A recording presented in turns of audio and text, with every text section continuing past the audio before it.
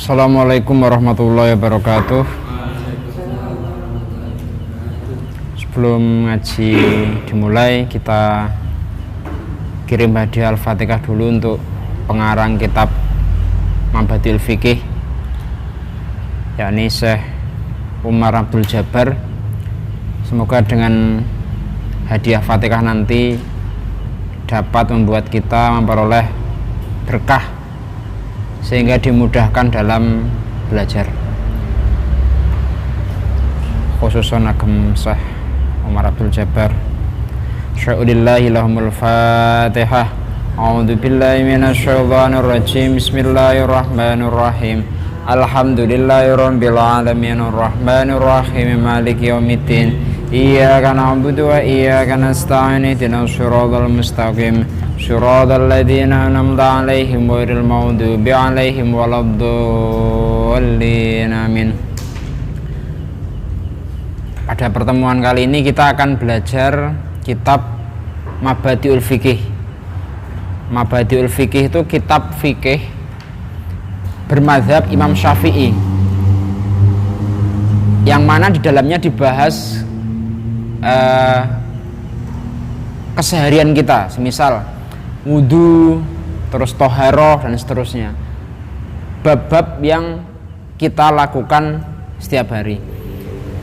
Nah, di sini saya membawa kitab Mabadiul Fiqih juz 2 karena nek juz 1 kalian kayaknya kegampangan ya. Kemarin saya sampaikan juz 1 itu banyak yang isinya pengertian-pengertian, atau seperti misalnya niat-niat sholat, baik itu niat sholat Idul Fitri, Idul Adha, yang menurut pendapat saya kalian sudah lewat, kalian sudah tahu. Jadi daripada kalian bosen karena mempelajari yang sudah kalian ketahui, nah ini kita belajar yang juz 2 ya, langsung yang juz 2. Ada yang pernah ngaji kitab ini belum? Yang juz 1? Atau malah udah ada yang ngaji sampai juz-juz selanjutnya? Belum? Ya, bacakan sedikit profilnya ya. Nanti hari ini kita ngaji muqaddimah dulu. Muqaddimah itu awalan kitab. Kitab ini seperti yang tadi saya sampaikan, kitab di bidang fikih yang mazhabnya Imam Syafi'i, derek mazhab Imam Syafi'i. Ada berapa imam mazhab yang dianut Ahlussunnah wal Jamaah? Ada 4. Siapa aja? Syafi'i, Maliki, Hambali. Itu Hambali ya. Hambali, terus Hanafi. Ada 4 itu yang dianut oleh Ahlussunnah wal Jamaah. Kalau dalam tasawuf ikut siapa? Tahu nggak? Iya, Imam Ghazali. Siapa lagi satunya? Ada 2.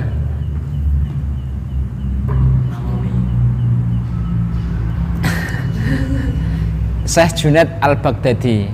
Nah, asing kan di telinga kalian? Nah, itu imam panutan dalam bidang tasawuf. Nah, yang kita pelajari ini adalah salah satu kitab fikih yang mazhabnya derek Imam Syafi'i. Pengarang kitab ini namanya Syekh Umar Abdul Jabbar. Udah ada yang punya kitabnya belum? Belum. Nah, biasanya kalian gimana? Beli sendiri-sendiri apa nitip masalah? Nitip Mas Anang. Nah, setelah ini nanti bilang sama Mas Anang ya, ngajinya Mabadiul Fiqih juz 2 itu ya. Oke, saya lanjutkan. Pengarang kitab ini namanya Syekh Umar Abdul Jabbar. Jadi Syekh Umar Abdul Jabbar ini merupakan pengarang kitab Mabadiul Fiqih dari juz 1 sampai juz 4. Beliau lahirnya di Mekah. Jadi Mekah itu tidak hanya tempat lahir beliau, tetapi juga tempat beliau menimba ilmu. Nah, Syekh Umar Abdul Jabbar ini beliau juga banyak belajar dari ulama-ulama Indonesia. Di antaranya siapa? Ada Syekh Nawawi Al-Bantani. Syekh Nawawi Al-Bantani itu siapa? Simbahnya Pak Wapres kita. Siapa Pak Wapres kita? Pak Ma'ruf Amin. Nah, beliau itu cucunya Syekh Nawawi Al-Bantani. Nah, cucu yang keberapa saya kurang paham. Nanti dicari sendiri. Syekh Nawawi Al-Bantani. Dari mana beliau? Dari namanya kelihatan ya. Dari Banten. Banten itu di mana letaknya? Jawa Barat ya. Jangan bilang Jawa Timur ya. Jawa Timur, nek bilang Jawa Timur ya sinamna IPS -e. Nah, Syekh Umar Abdul Jabbar ini belajar dari ulama-ulama Indonesia. Yang pertama Syekh Nawawi Al-Bantani, yang kedua ada Syekh Mahfud At-Turmusi. Syekh Mahfud At-Turmusi itu dari mana? Dari namanya kelihatan nih. Syekh Mahfud At-Turmusi dari Termas. Termas itu mana? Bukan Termas ini ya.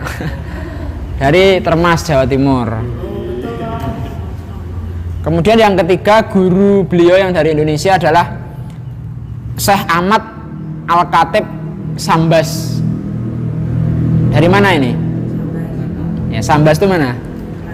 Kalimantan mana? Barat. Nah, Sinauna IPS. Nah, beliau ini orang yang lahir di Mekah, belajar di Mekah, tapi belajarnya dengan ulama-ulama Indonesia, dengan 3 ulama yang saya sebutkan tadi. Nah, kemudian Syekh Umar ini juga pindah ke Indonesia.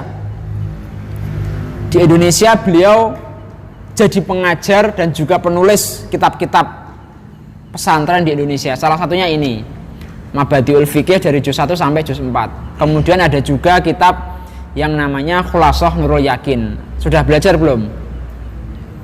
Nah, mungkin besok sama Sholah atau sama Mas Imam mungkin. Nah, itu adalah kitab-kitab yang dikarang oleh Syekh Umar Abdul Jabbar. Nah, beliau itu dulu tinggal di Indonesia selama 10 tahun. Dari tahun 1345 Hijriah ya, Udu Masehi, sampai tahun 1356 Hijriah. Nah, itu kalau dimasehikan tahun berapa? 1345 Hijriah. Beliau datang ke Indonesia. Nek Masehi tahun berapa kuwi? Sekarang berapa Mas? Apa Hijriahnya? 1444. Nah, berarti berapa kalau dikurangin? Tahun berapa itu? Masehinya berapa?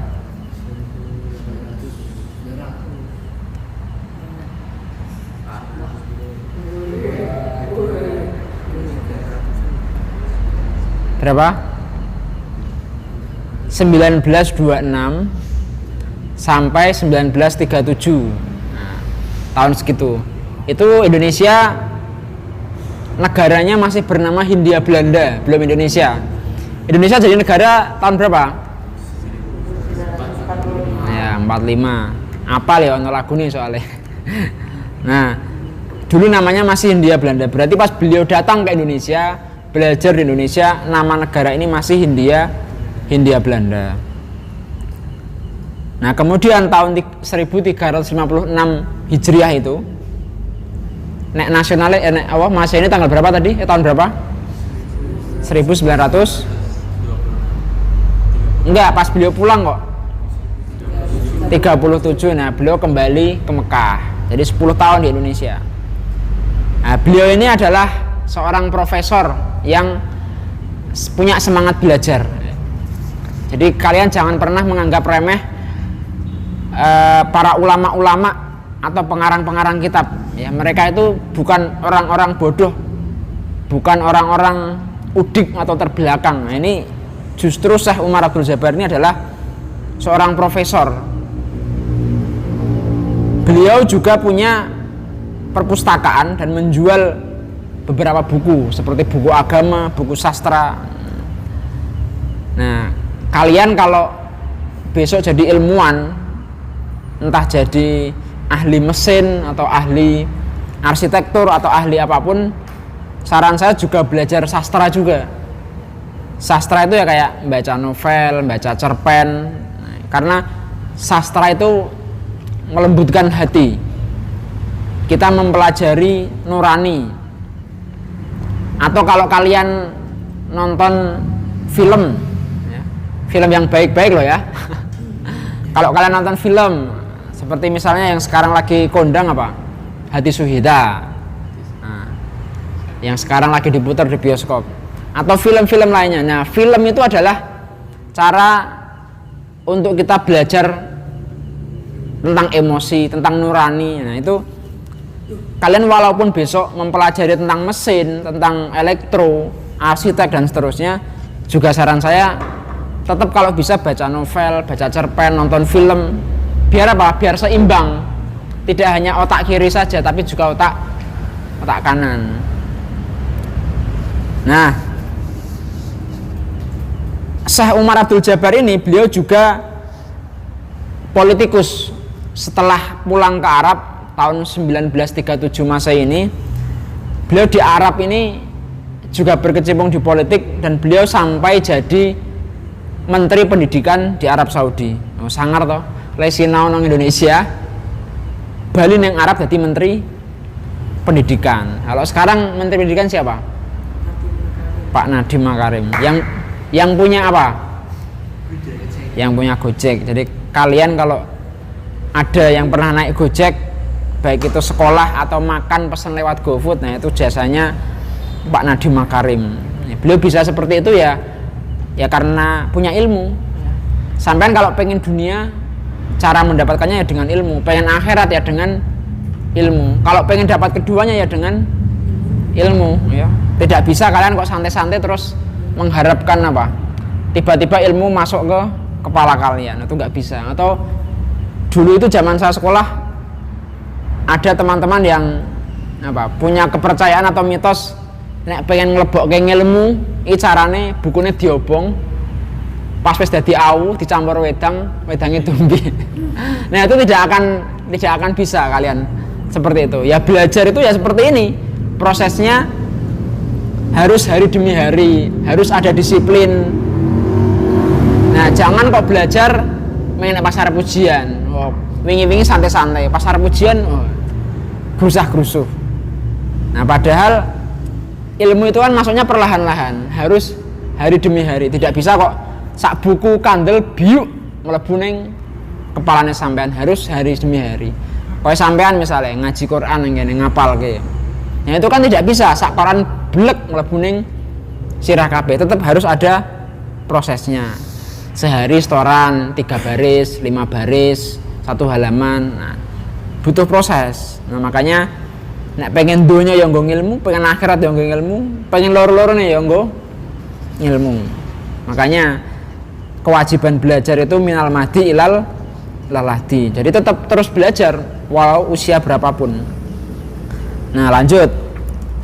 Nah, Syekh Umar Abdul Jabbar ini selain jadi menteri, beliau juga pelopor atau pendiri sekolah perempuan pertama di Arab Saudi yang namanya Az-Zahra. Bukan di Zahra sini ya. Bukan Zahronya Mas Imam. Jadi Az-Zahra ini adalah sekolah pertama yang dibangun, sekolah perempuan pertama yang dibangun oleh Syekh Umar Abdul Jabbar. Jadi bisa dibilang beliau adalah pejuang bagi kaum perempuan biar mendapatkan kesetaraan, terutama dalam hal pendidikan. Kalau di Indonesia siapa yang dikenang? R.A. Kartini. Nah, beliau juga dulu memperjuangkan kepiye carane ben wong wedok iki ora ming apa? Masak, macak, mana. Mitosnya orang-orang wanita zaman dulu itu 3 itu. Mingkon masak, mingkon macak, karo kon mana. Itu kalau orang-orang zaman dulu. Kalau sekarang kan enggak, sudah ada kesetaraan. Jadi sekarang ya kita bersaing gitu. Nah, ana wong wedok kok luwih pinter, terus lanang sing goblok. Terus kemudian kita dalam sebuah organisasi butuh seorang pemimpin, ya mau tidak mau harus wong wedok karena dia yang lebih tahu.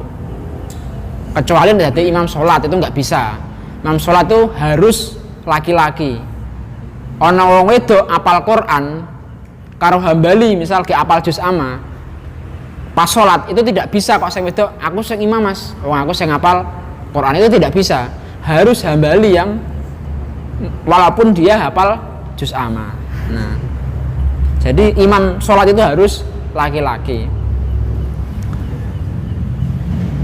Nah selain itu tadi, selain beliau di Arab Saudi jadi menteri pendidikan, mendirikan sekolah perempuan tadi, nah beliau juga ini pengarang kitab ini, Syekh Umar Abdul Jabbar, pelopor gerakan pramuka di Arab Saudi. Kalian berpikir pramuka itu ada di Indonesia apa di seluruh dunia? Seluruh dunia. Jadi kalian tidak ada yang berpikir ya kalau pramuka memang Indonesia dok ya, nggak ada yang berpikir seperti itu, nggak ada ya. Jadi nek pendirinya pramuka siapa? Wih, masya Allah hafal, pinter. Tak naik rokok nggak? Ketuingin rokok era metu-metu ya. Tak kasih rokok nanti ya. Ya, Robert Baden Powell. Nggak lah ambalin jaluk ngulaan. Ambalin jaluk nggak? Ya. Pramuka di Indonesia itu tahun berapa? Wih, Falan tak rokok ya? Ngerokok nggak Beten? Beten? Ya wis, berarti ya nggak bungkus ya. Ya, di Indonesia itu tahun 1961. Kalau dulu Robert Baden Powell tahun berapa mendirikan pramuka? Ini ngaji tekan pramuka barang ya. Tahun berapa?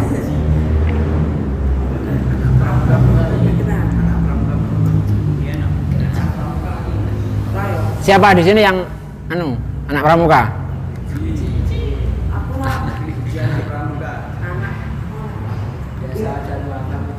Ya, pramuka di dunia itu berdiri tahun 1907. Ya. Jadi Robert Baden Powell ini dia adalah Letnan Jenderal di Inggris. Nah, pas tahun 1907 itu beliau mendirikan pramuka yang akhirnya terus tersebar di seluruh dunia. Salah satunya ya di Indonesia. Tahunnya sesuai yang Farhan ceritakan tadi. Nah, yang di Arab ini pelopornya adalah Syekh Umar Abdul Jabbar. Sangar rak. Nggih, saya gawe kitab iki. Kitab yang tipis lho iki. Kitab tipis ini nek kalian ngaji ini di kelas-kelas ngisor biasanya, cacah TPA, cacah TPQ, atau kelas-kelas ULA seperti kelas ini. Nah tapi kalian nggak akan pernah membayangkan toh pengarang kitabnya adalah seorang profesor, seorang menteri pendidikan Arab Saudi, malah saya ngedeke pramuka neng Arab Saudi.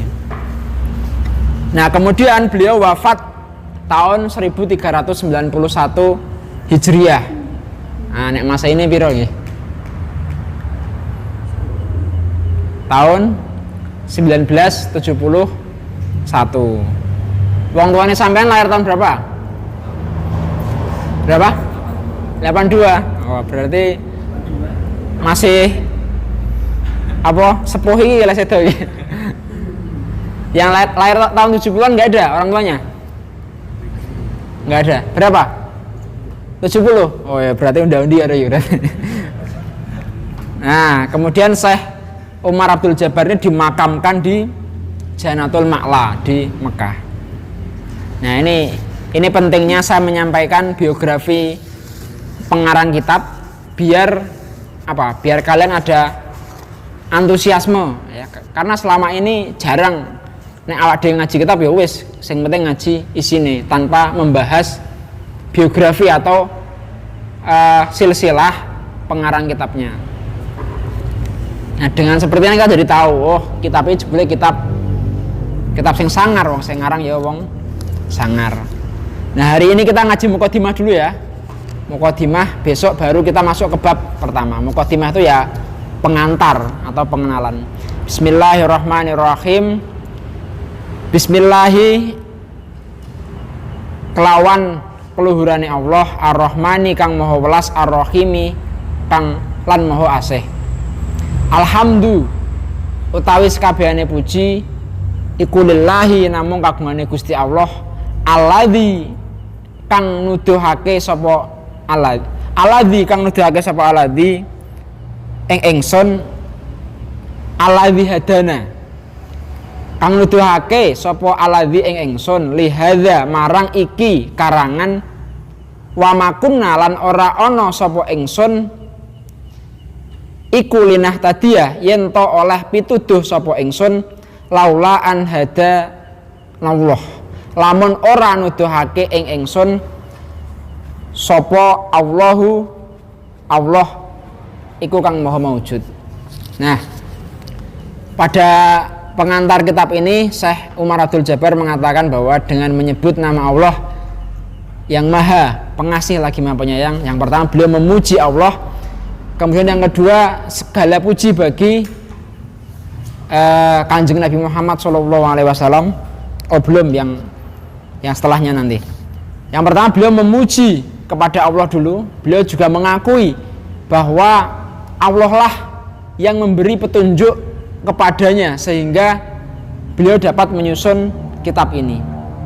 Setelah memuji kepada Allah, beliau kemudian memuji kepada Kanjeng Nabi, bersolawat kepada Kanjeng Nabi. Wassolatu utawi rahmat takdim, wassalamu lan robo-robo keselamatan iku ngala Sayyidina Muhammadin ing atase bendoro kita Nabi Muhammad sallallahu alaihi wasallam, nuril hidayah kang dadi cahayane pituduh.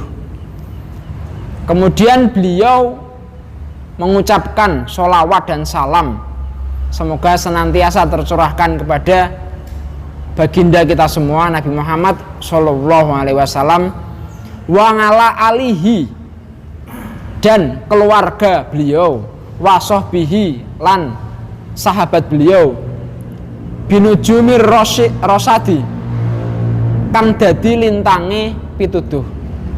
Jadi Syekh Umar Abdul Jabbar ini menyebut bahwa keluarga Nabi, para sahabat itu adalah bintang-bintangnya petunjuk. Jadi nek para sahabat keluarganya itu bintang-bintangnya, Kanjeng Nabi diibaratkan apa? Apa? Nek keluarga sama sahabatnya itu bintang-bintang, Kanjeng Nabi itu sebagai bulan. Bintang kan malam hari. Ya. Kanjeng Nabi itu ibarat bulan, sementara keluarga dan sahabat itu seperti bintang-bintang. Jadi atau kemarin waktu kita ngaji kitab Wasiatul Mustafa, itu kan kitab yang membahas wasiatnya Kanjeng Nabi kepada Sayyidina Ali. Nah, ngendikane Kanjeng Nabi, ana madinatul ilmi wa aliyun babuha. Aku ini kotanya ilmu, Sayyidina Ali itu pintunya. Nah, kita kalau mengibaratkan Kanjeng Nabi dan sahabat atau keluarganya itu ya perbandingannya seperti itu. Kalau tadi adalah bulan dan bintang, kalau yang Kanjeng Nabi dengan Sayyidina Ali adalah kota dan apa? Pintu. Lawang ini sak piro ya. Lawang itu kalau di sini ya perbatasan Tugu Ireng itu, selamat datang di Jawa Tengah. Nah, kota seluruhnya ini adalah ilmu-ilmunya Kanjeng Nabi. Wa ba'du lan ing dalem sause bismillah alhamdulillah lan sholawat marang Kanjeng Nabi, fahadhihi mongko utawi iki, fahadhihi durusun mongko utawi iki ku pelajaran fil fikhi ing dalem ngilmu fikih ngala mazhabil Imam Syafi'i radhiyallahu an ing atase manut mazhabe Imam Syafi'i radhiyallahu an. Jadi kitab ini adalah kitab fikih yang berdasarkan atau berlandaskan mazhabnya Imam Syafi'i radhiyallahu anhu. Takhoyar kang wis milih ingsun ing durus. Durus itu apa?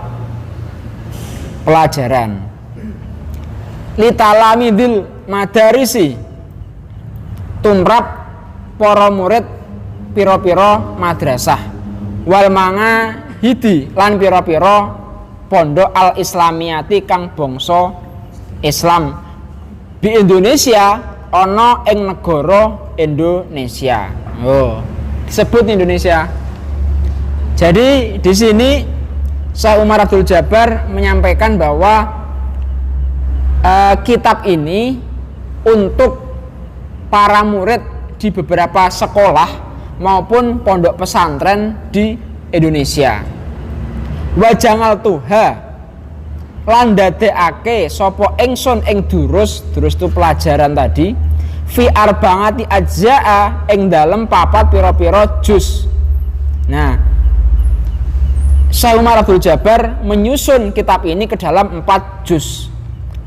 Murongian krana ngreksa ing dalem durus murongian krana ngreksa fiha ing dalem durus ghara izanna bitahi ing pira-pira pertumbuhan akale bocah al Indonesia kang bangsa Indonesia. Wa muyu lahum lan pira-pira kesenengane bocah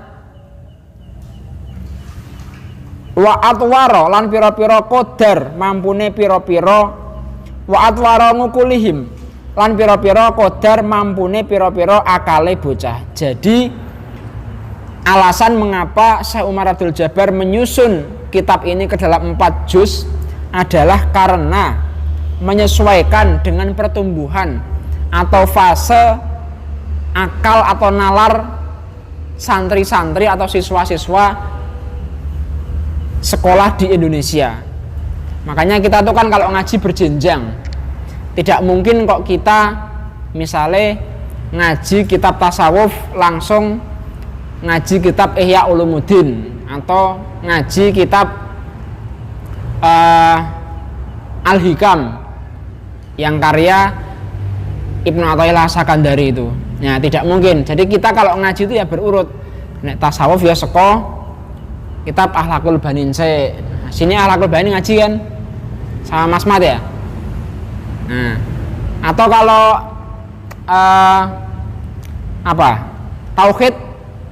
Tauhid kita kemarin juga ngaji Khoridatul Bayan. Nah, dari dasar dulu. Atau ngaji kitab apa itu? Yang kemarin saya nggak jadi itu apa? Bukan. Satunya Khoridatul Bayah, kitab tentang tauhid juga, karangannya Mbah Bisri Mustafa. Apa jenenge? Apa Fari? Aku lali, aku ini bareng ngajar ya. Bareng ngajar kitab itu. Apa? Itulah pokoknya kitab tauhid yang karangannya Mbah Bisri Mustafa. Nah, itu kita kalau belajar itu ya kayak naik tangga. Ya, jangan naik tangga kok dari 1 langsung 5, langsung 4. Nah, karena itu nanti berpengaruh dari bagaimana kita berargumen misalnya. Sampean ngomong nih, nek sampean informasinya sepotong-sepotong, kalian tidak akan memiliki pengetahuan secara menyeluruh. Nah, untuk bisa memiliki pengetahuan secara menyeluruh ya tidak ada jawaban lain selain sampean belajar ya kudu berjenjang. Sampean nek nang SD kelas 1 kan ra mungkin belajar kalkulus misalnya. Nggak mungkin toh. Belajar aljabar misalnya. Ya mumet sih ra ya cah kelas 1 kok belajar kalkulus atau aljabar. Kelas 1 yo tambah-tambahan se, ping-pingan se, sudut-sudunan tambah-tambahan. Nah, itu. Jadi perlu berjenjang. Nah, sama dengan Syekh Umar Abdul Jabbar ini, tujuan dari menyusun kitab ini kenapa jadi 4 juz adalah menyesuaikan dengan nalar akalnya.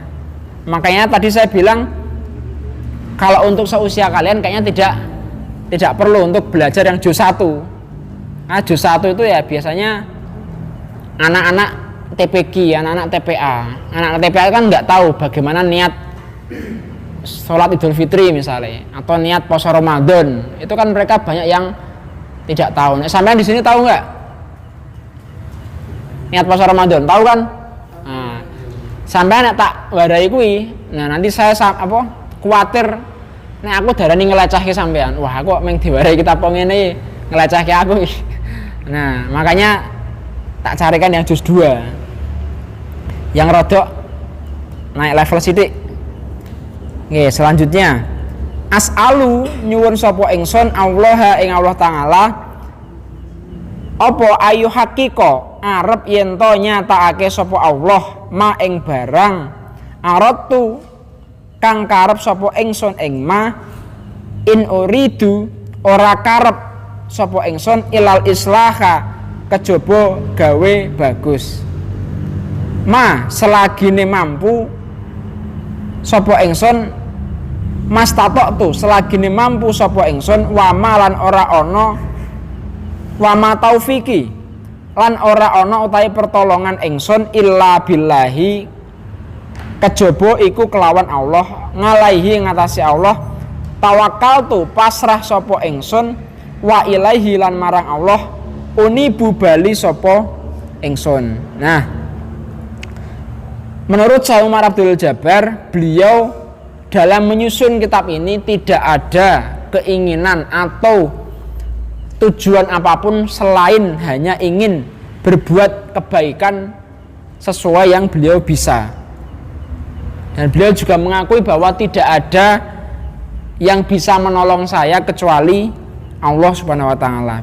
Beliau juga pasrah atau tawakal kepada Allah karena hanya Allah lah tempat beliau kembali. Nah, ini adalah pembuka dari kitab Mabadiul Fiqih juz 2 yang ditulis oleh Syekh Umar Abdul Jabbar, seorang ulama dari Haramain dari Arab Saudi yang banyak belajar dari ulama-ulama Indonesia dan bahkan pernah juga tinggal di Indonesia. Nah, mungkin itu pelajaran pada hari ini, hari pertama ini dulu ya. Besok kita baru masuk ke materi. Haflah tanggal berapa? 12 ya? 12 Juli. Sekarang tanggal 2. Nah, masih lama. Berarti kita masih kemungkinan punya 3 pertemuan lagi ya, kemungkinan ya. Nah, nanti ngaji sidik-sidik. Yang penting paham ya. Mungkin itu yang bisa saya sampaikan. Segala kekurangan mohon maaf. Saya akhiri. Wassalamualaikum warahmatullahi wabarakatuh.